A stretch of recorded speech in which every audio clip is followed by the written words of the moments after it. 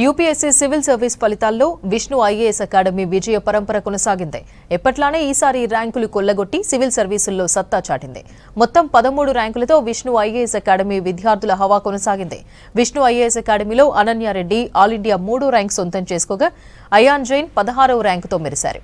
Anthropology ఆప్షన్కు జాతీయ స్థాయిలో పేరెన్నికగన్న Vishnu IAS academy ఈ ఏడాది కూడా విజయ పథంలో నిలిచింది.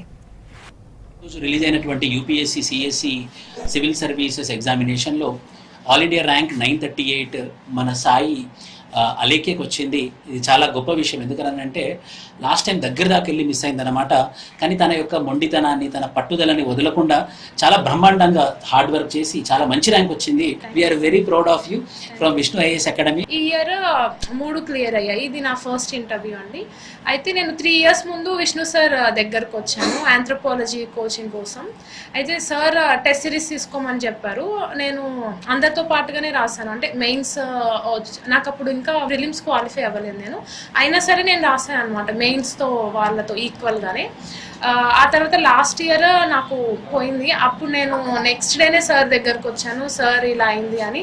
సార్ ఏం కాదమ్మా, నీకు ఈసారి వస్తుంది, నువ్వు ఈలోపు టీఎస్పీఎస్సీ ప్రిపేర్ అవ్వమని చెప్పారు. నేను అది కూడా సార్ దగ్గర టెస్ట్ సిరీస్ తీసుకొని ఆ టెస్ట్ కూడా రాశాను. సార్ పర్సనల్ కేర్ తీసుకుంటారు. ప్రతి పేపర్ అయ్యాక డీటెయిల్గా అక్కడ కూడా రాస్తారనమాట. ఈ ఆన్సర్లో ఈ ఇంప్రూవ్మెంట్ కావాలి అలా.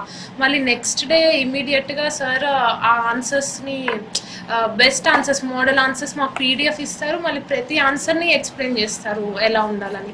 సార్ ఎప్పుడూ అప్డేట్ అవుతూనే ఉంటారు. అవి మాకు కూడా పంపిస్తారు. అసలు ఆన్సర్స్లో రాయడానికి కేస్ స్టడీస్ అయితే హండ్రెడ్స్ పంపిస్తారు సార్, ఎప్పుడు క్రిస్ప్గా చేసి. మళ్ళీ టాపర్స్ నిధి పై అశ్విన్ సార్ వాళ్ళతో ఇంటరాక్షన్ అలా. అసలు ఆంథ్రోపాలజీ మాత్రం నేను సార్ లేకుండా